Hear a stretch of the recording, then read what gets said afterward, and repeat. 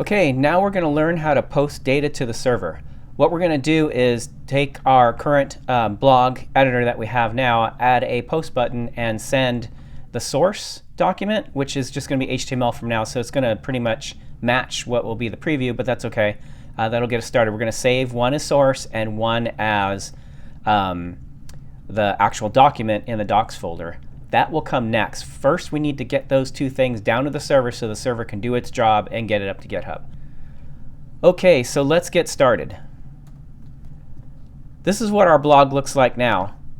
And we've got our editor here, which is now the VS Code editor Monaco.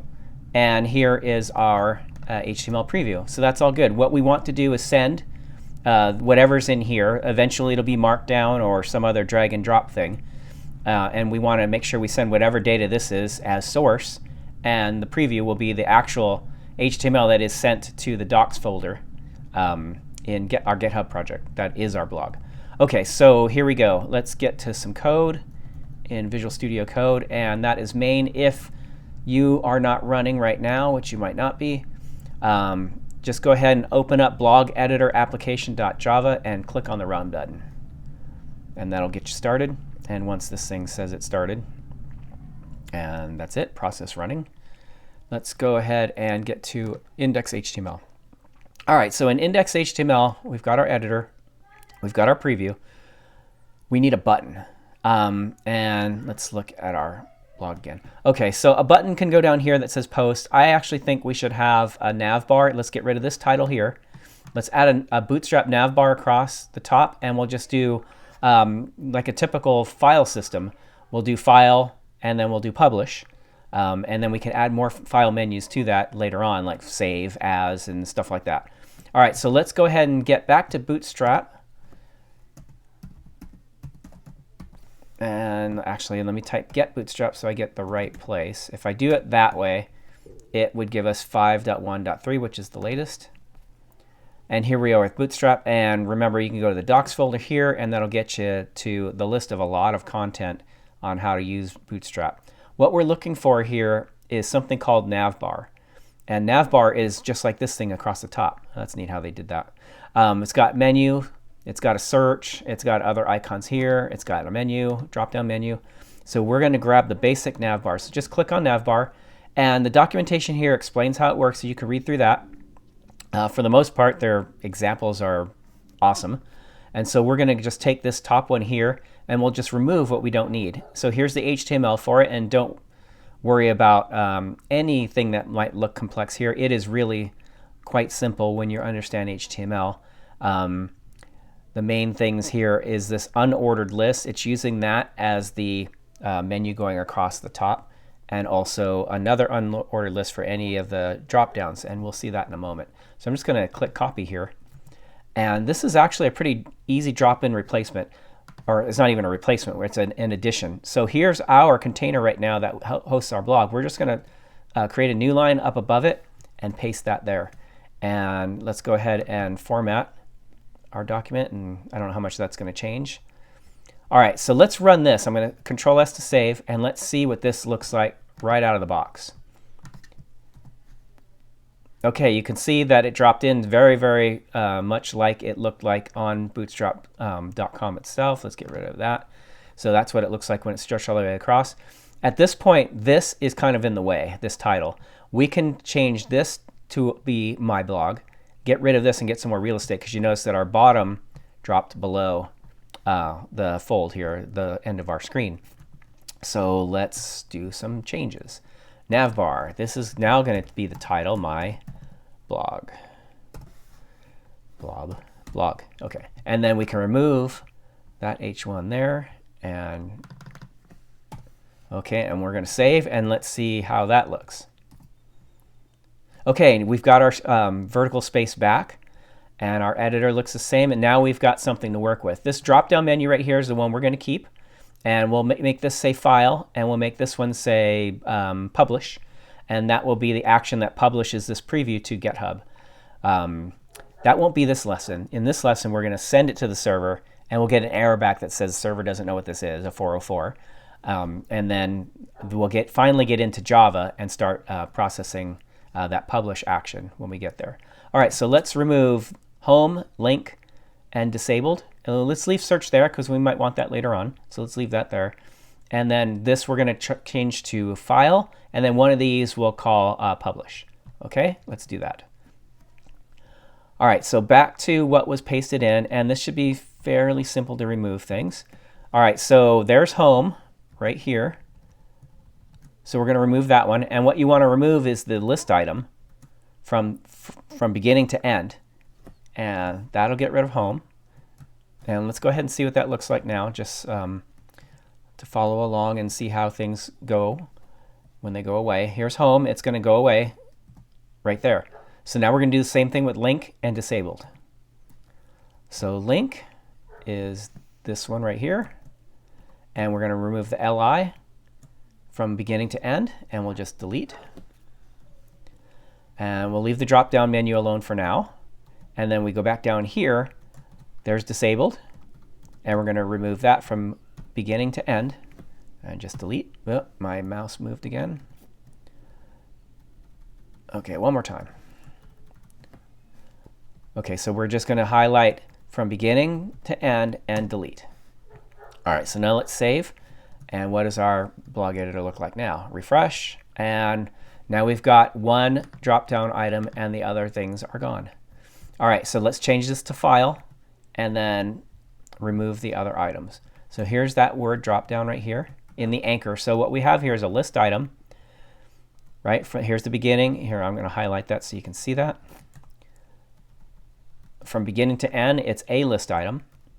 There's an anchor there that we click on, and there's a nice set of rules that Bootstrap uses, and the Bootstrap JavaScript is picking up this and then dropping down this menu, which is another unordered list, and then it's got list items inside of it.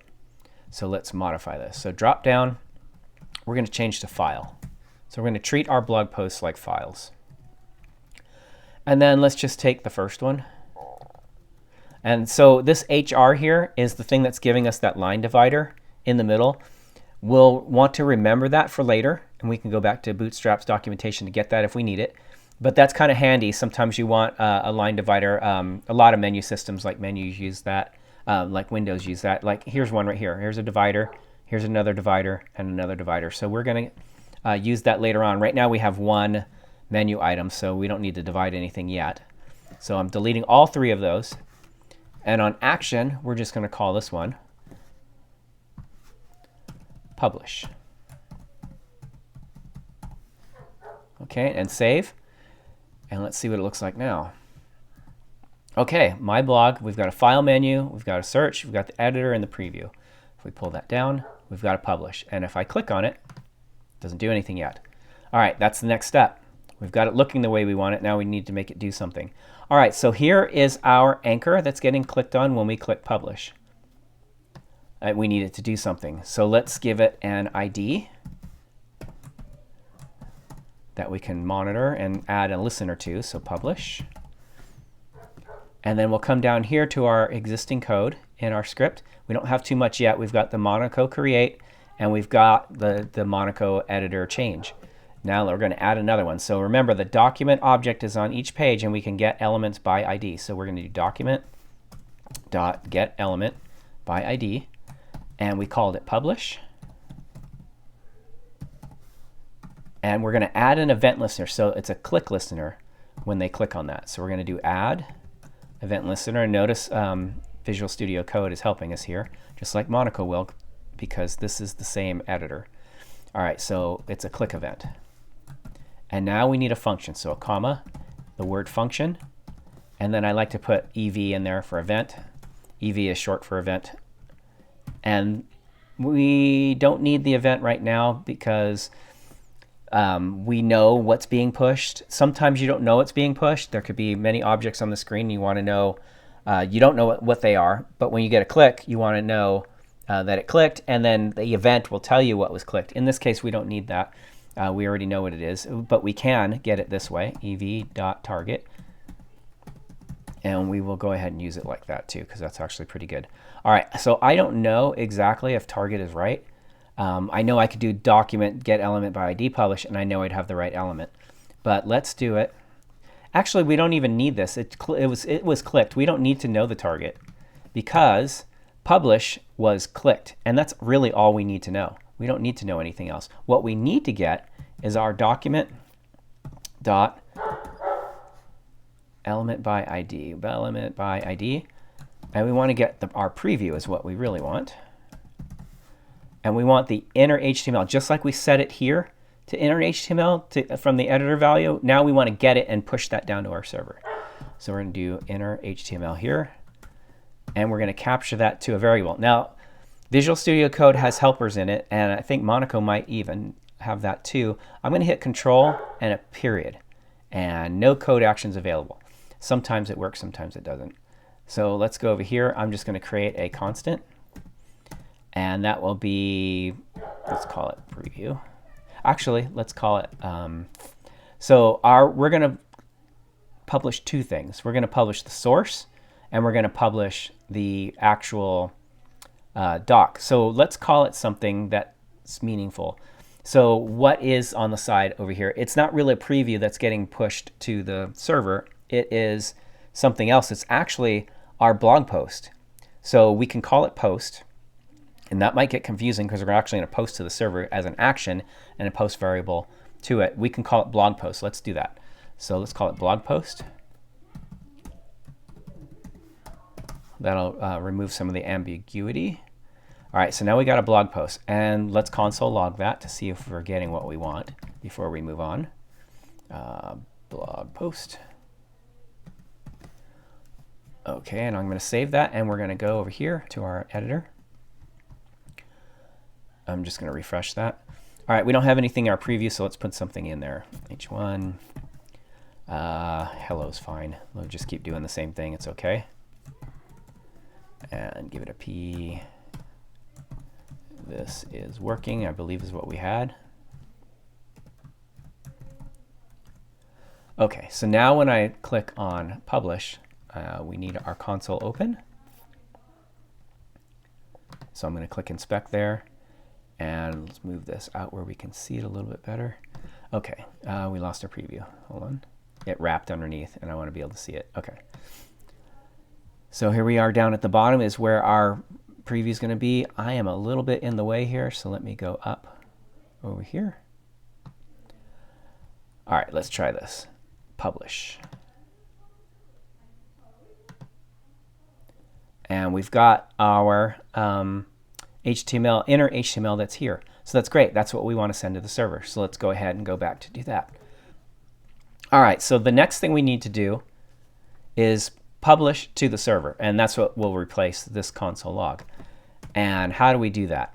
That is an excellent question. What we're going to do is do a Google search, and we'll use the Mozilla Developers Network. So let's do Mozilla Developer Network. That came right up. And we're going to use the Fetch API to send data. So Fetch API, and that's going to take us to the Fetch API page, hopefully. Here's Fetch API, MDN Web Docs. That's what we want. And this is going to tell us how to use it. So this is mostly a documentation. As you can see, it stopped there. And then using Fetch down here is the one we want. Now in using Fetch, we've got a couple things. The Fetch API doesn't just fetch things, right? It can do a get, which would just simply get a web page and send you back the HTML that makes that web page. And that's this first example we see here with log movies. It'll just go ahead and get example.com/movies.json, bring it back, and then put it out to the console. That's one example. It can also do a post, which is the one we're going to use, where it takes data from here and pushes it to the server. It can also do put, where it's very similar to post. It takes the data that's over here and puts it to the server. Now there's a thing that we use, a concept called REST, representational state transfer. Basically what it's doing is transferring data from the client side to the server side. And there's different actions on there. So HTTP verbs, there's several of them. The four main ones that we're going to use are get, and that's getting any kind of content. So it can get HTML, it can get data, it can get one, it can get many. Post is to create something on the server. So when the server sees a post command, it says, oh, okay, I need to make something. And I don't want to duplicate it. So if there's something that's being created again, I'm going to throw an error. Put is when you want to update something. So when you update something on the server, it'll say, okay, there's something here that I have that I need to update with this. And if it doesn't exist, then it can say not found or something like that, or you can make it created. It's up to you. You're the one programming it. Typically what we do is say not found.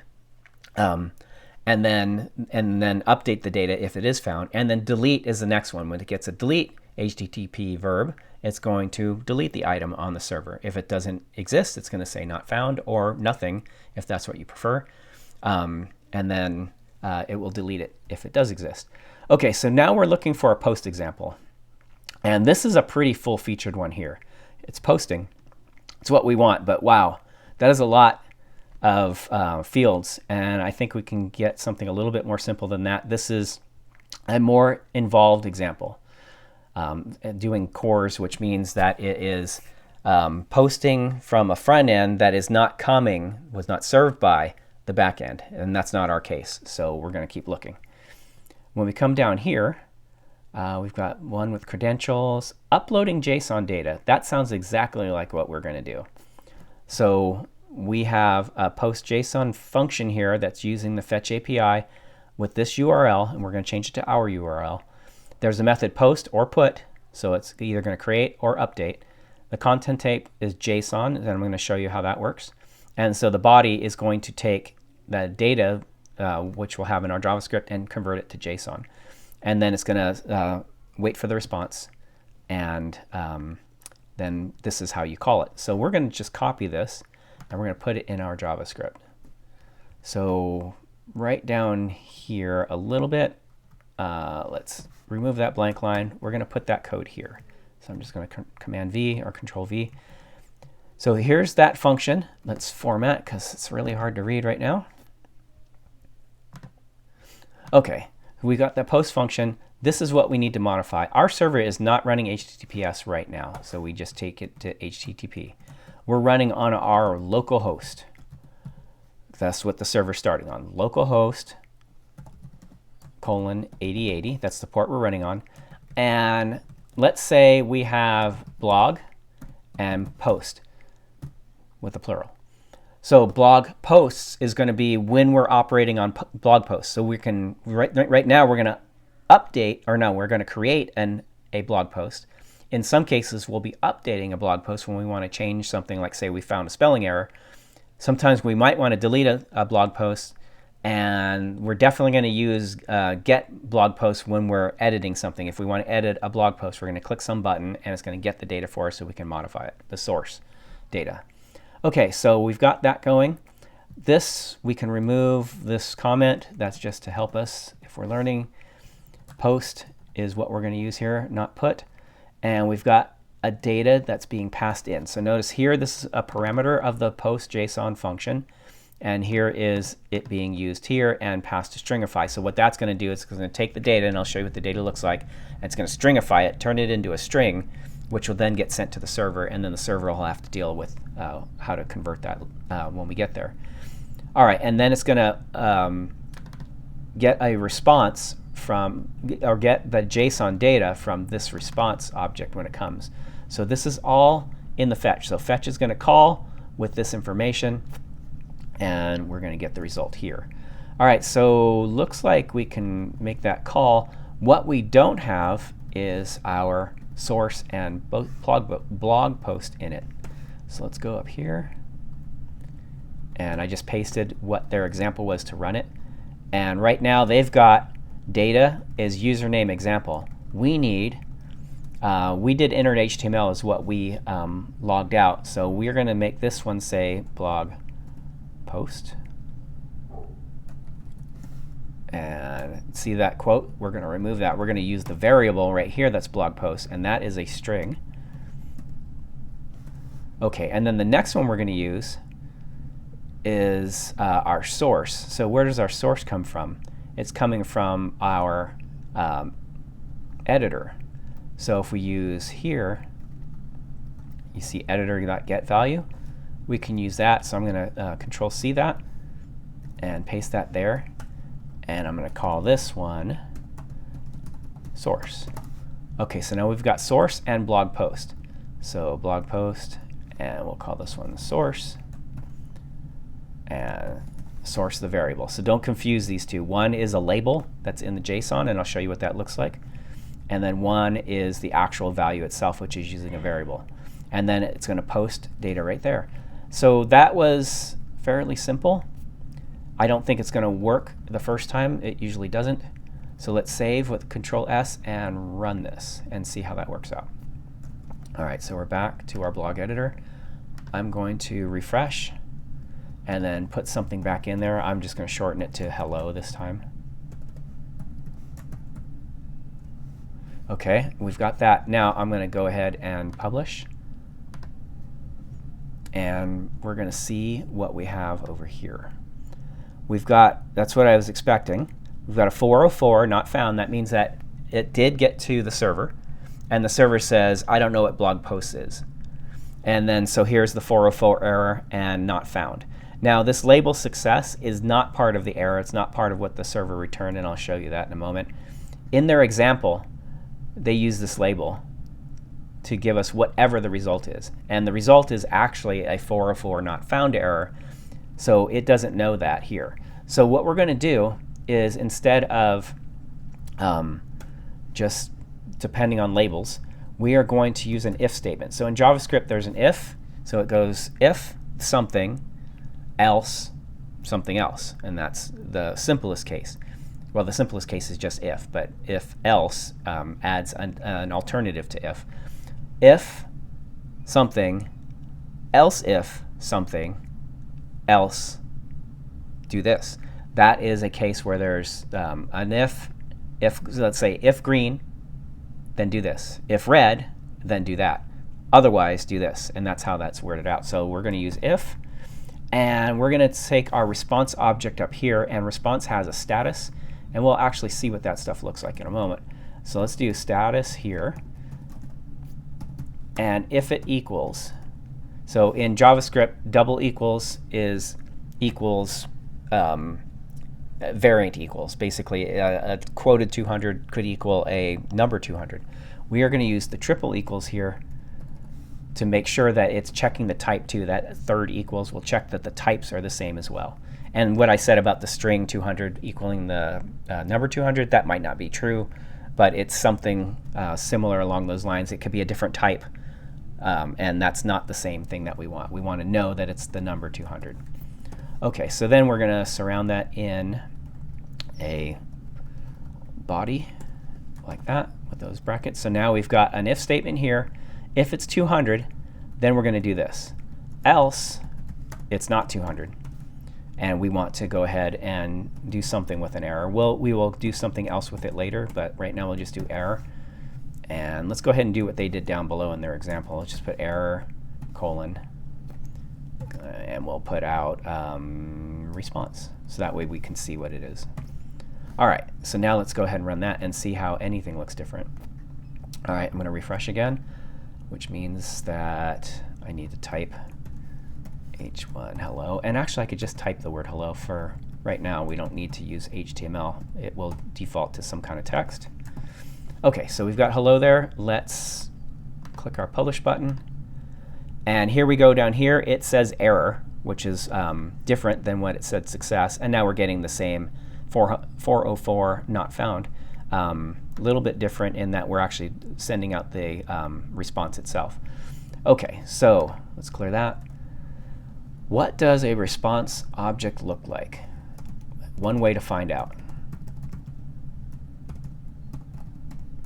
And let's just say response. And let's see what it looks like. We've got it in our error message, but it's being concatenated to a response. So, or concatenated to a label. So let's format here and save. And now let's see what a response object looks like. And I'm going to refresh.